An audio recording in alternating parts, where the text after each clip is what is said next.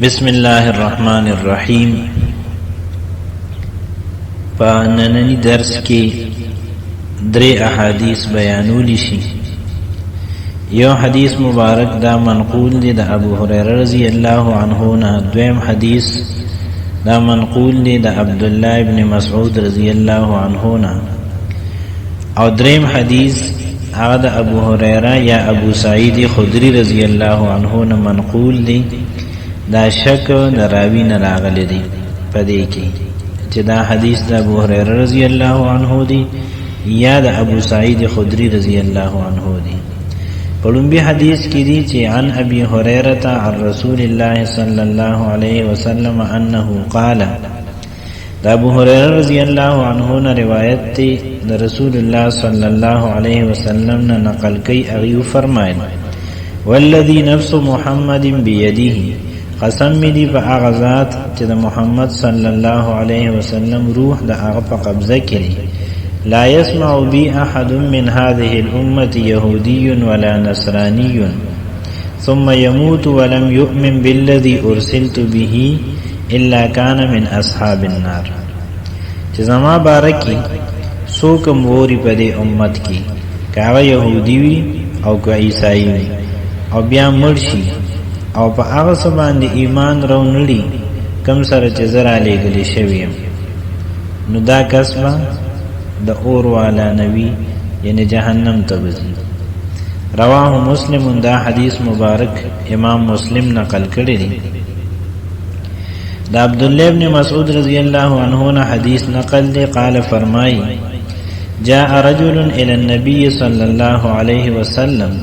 یو سړی راغی نبی کریم صلی الله علیه وسلم تا فقال وی یا رسول الله اے دا اللہ پیغمبر ارأیت رجلا من النصارى، ستاسو خیال دا اغی کس پا بارکی چه اغا دا عیسیانو نی متمسکا بالانجیل او عمل کی پا انجیل، ورجلا من اليهودی او یو سڑی اغا دا یهودو نی متمسکا بالتورات او اغا پا تورات عمل کی، یؤمن بالله ورسوله ایمان لري په الله او دغه په پیغمبر، ثم لم يتبعك او بیا هغه تا پس نزی نستا اتباع نکی. قال رسول الله صلی الله علیه وسلم، رسول الله صلی الله علیه وسلم وتفرمایل من سمع بی من یهودی او نصرانی، زما بارک چا ورید هغه یهودی وی او که عیسائی وی، ثم لم يتبعني فهو في النار او بیا زما اتباع نکړه نو هغه په اور کې. اخرجه الدارقطنی فی الافراد. دا حدیث مبارک دارقطنی نقل کړی دی په کتاب الافراد والغرائب کې. دا عبد الله ابن مسعود رضی الله عنه دا حدیث چې دی نو د ابو هريره رضی الله عنه دا حدیث نه زیات واضح دی. پدې کې دا صراحت سره وضاحت سره بیان شوی دی چې يهودي او عیسائی الله منی او داغه پیغمبر منی، لیکن د رسول الله صلی الله علیه وسلم د رسالت نه انکار کوي. یعنی خپل پیغمبر منی او خپل کتاب باندې عمل کوي، لیکن د محمد رسول الله صلی الله علیه وسلم دا رسالت نه انکار کوي نو د نجات نشي حاصلې دي او د نجات نشي موندلې. او د دې اعلان دا په قران پاک کې الله پاک په واضح الفاظو کې فرمایلی دي چې قل ان کنتم تحبون الله فاتبعوني يحببكم الله ويغفر لكم ذنوبكم. که تاسو په حقیقت کې الله پاک سره محبت لرئ نو زما اتباع وکئ او پما ایمان راوړئ. محمد رسول الله صلی الله علیه وسلم ته الله پاک فرمایي دی ته وایا چې که تاسو په حقیقت کې الله سره محبت لرئ نو زما اتباع کې الله پاک به سره محبت مو کی، ګناه هم د ته معاف کی چې کوم مخکې کړی دا. دریم نمبر حدیث عن ابي هريره او عن ابي سعيد شك الاعمش.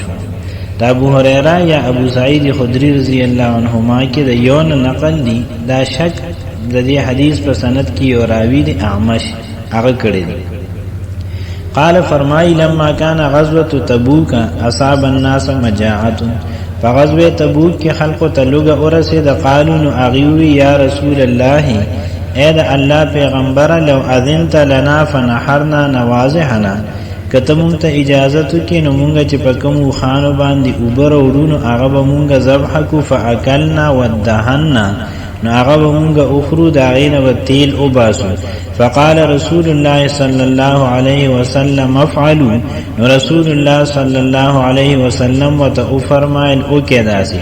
قال فجاء عمر نو فرمایي چې حضرت عمر رضی الله عنه راغی. فقال یا رسول الله نو وی عرض وکړه چې اې د الله پیغمبر ان فعلت قل الظهر که چرته دا کار ته وکې نو دا سوارلې به کمی شي. ولکن ادعوهم بفضل ازواجهم لیکن ته دې ته وایا او دی روبلا چې هغه زیاتی سامان او خرچه خپل وروړي یعنی چې کم د دین بچ شوی دا خوراک سامان وغیرہ کم چې پاتې دي نو هغه روغ واړه پی.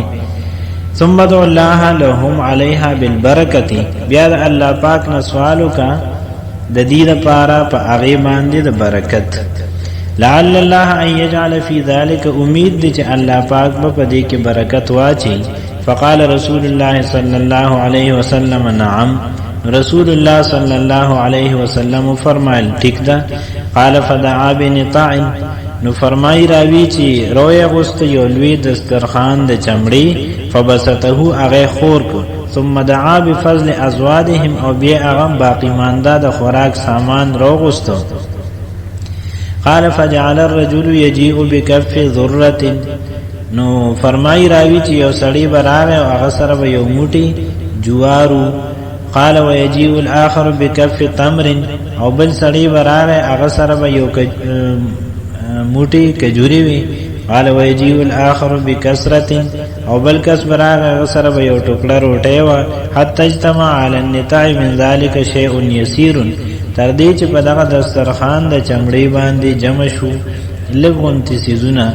قال فدعا رسول الله صلى الله عليه وسلم عليه بالبركه رسول الله صلى الله عليه وسلم په دغه خوراک باندې د برکت دعا وغوښتله. ثم قال او بیا فرمایل خذوا في اوعيتكم خپل لوخو کې ځان ته واچوي. قال فاخذوا في اوعيتهم غيب خپل لوخو کې دغه د خوراک چیزونه واچول.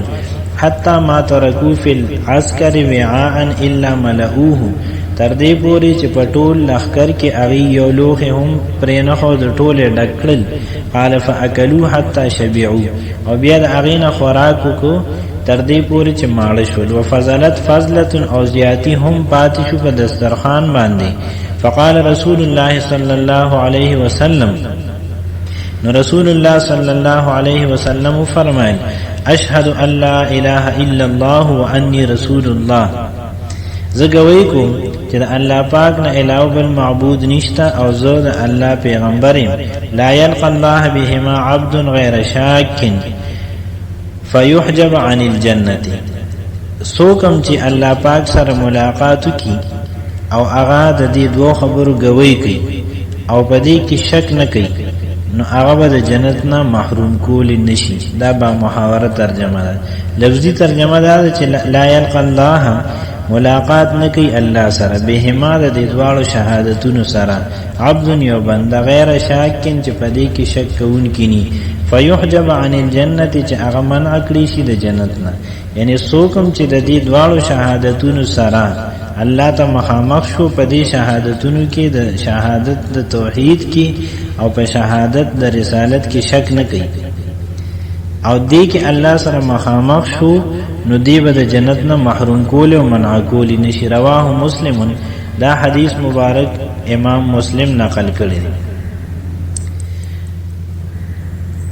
په دې حدیث مبارک کې په آخر کې د الله پاک د توحید او د نبی کریم صلی الله علیه وسلم د رسالت اعلان دی او دا اعلان په خپل رسول الله صلی الله علیه وسلم فرمایلی او فرمایي چې څوکم د دې دواړو شهادتونو قائل وي او اخلاص سره د دواړه شهادتونه ورکي او شک او شبهه د پزلو په دماغو کې ني او په دې حالت کې د انسان ته مرګ راغی نو دی به جنت ته ضرور ځي. واخر دعوانا ان الحمد لله رب العالمين.